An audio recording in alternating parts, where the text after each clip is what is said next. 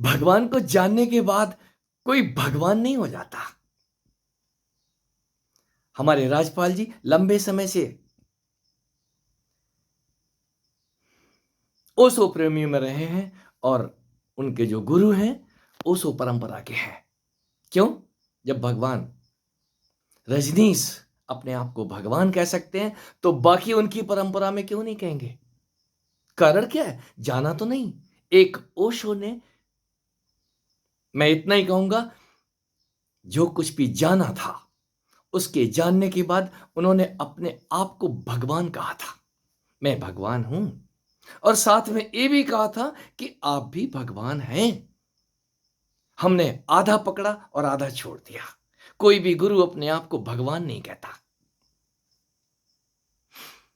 क्यों? उस भगवत्ता को जानने के बाद भग, भग जैसा शब्द हमारे ग्रंथों में जगह जगह पे आता है। इंद्र के शरीर पे भग ही भग हो गई थी। भग क्या होता है जरा मनन करें। उस भग को जानने के बाद आप उसमें समा जाएंगे, गुम हो जाएंगे। ये मेरा अनुभव है और ये नित्य घटना घटती है। आप नित्य ही उस भग में, उस गर्भ में चले जाते हैं। चाहे आप नींद में जा रहे हो, ध्यान में जा रहे हो या समाधि में जा रहे हो, चाहे वो नीला प्रकाश हो या स्वर्णिम प्रकाश हो, वो प्रकाश आपको निगल जाएगा। और ये होता है। जिनको भी होता है वो अपने आप को भगवान नहीं कहते। वो नित्य महर्षि मार्कंडे भगवान कृष्ण के जम्हाई लेते ही उनके पेट में चले जाते हैं। वो सरोवर भी, वो बट वृक्ष भी, यहां तक कि उनका आश्रम और गौएं सबके सब उनके पेट में दिखाई दे रहे हैं। ये मेरा जानना है। ऐसा होता है।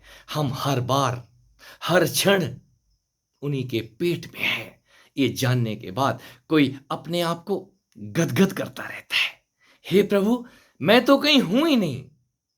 ये तेरी लाठी, ये तेरा तन, कहीं तुम ही इसमें प्राण का संचार कर देते हो। खड़े हो जाओ। वही खड़े हो जाते हैं। तो वो दिखते कहां हैं? क्या आपको अपना चेहरा दिखा? मित्रों, जो अपना चेहरा देख लेते हैं तो उस भगवान के गुणगान करने लग जाते हैं। इस चेहरे के अंदर, इस तन के अंदर मेरा तो कुछ है ही नहीं। इसको जानने के बाद भग, उस भग जैसे शब्द से पर्दा उठता है। यहां बाण कौन है? ये बाण चलने बंद हो जाते हैं। उस भगवान को, उस भगवत्ता को उपलब्ध व्यक्ति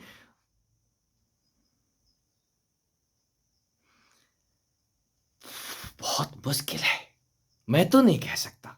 मेरे पास तो शब्द नहीं है बोलने के लिए। ये वाणी है, कोशिश पर करता हूं। मित्रों, छटपटाओ मत। दूसरा यदि अपने आप को भगवान कह रहा है तो उसको कहने दो। वो अपने लिए कह रहा होगा या किसी को समझाने के लिए कह रहा होगा कि तू भी भगवान है। और कब भगवान है यही तो जानना है। ध्यान, पूजा, भक्ति, ज्ञान, इस सब का सब उसको जानने की कीमिया भर है। कोई गुरु आपको सूत्र दे देगा, जाओ सोहम सोहम करो, हरि ओम करो, कोई भी नाम दे देगा जपने के लिए। ये जपते जपते ओम करो। मेरी एक मित्र का अभी अभी ऑडियो आया है। बोलती है हमारा ओम बोलते बोलते ओम तो निकलता नहीं है, कुछ विचित्र सी आवाज निकलती है। हम तो घबरा जाते हैं, ये क्या हो रहा है? तो घबराओ नहीं, बहुतों को होता है। और जब होता है तो आपके किए से नहीं हो रहा है, किसी ने आपको थाम लिया है। वो थामता है तो सबसे पहले आपका मुंह पकड़ता है, आपके मुंह के वाणी को स्वच्छ कर देता है, इन आंखों को स्वच्छ कर देता है।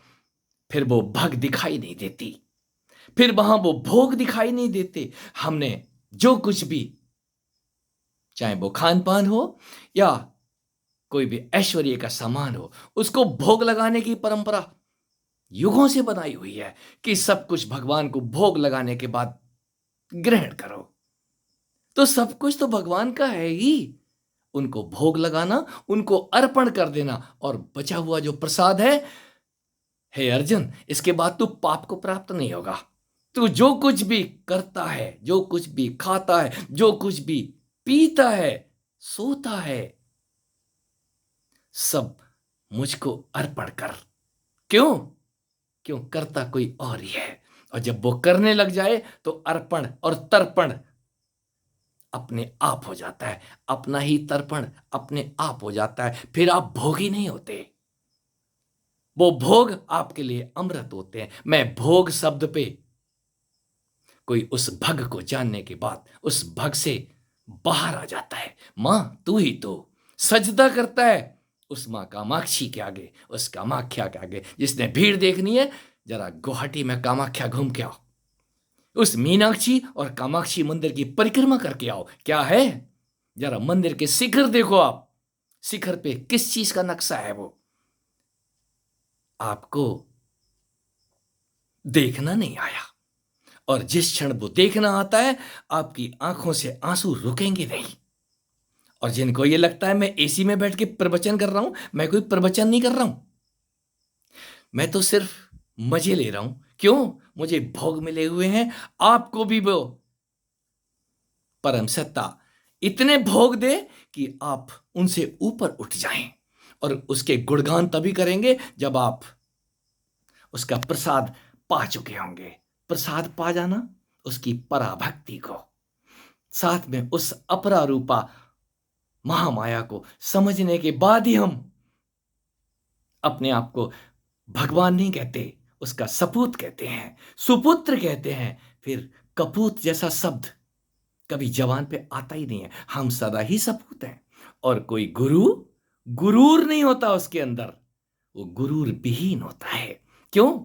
उसका गुरु और गुरूर कहीं अर्पित किया हुआ है, वो अपने लिए नहीं जीता,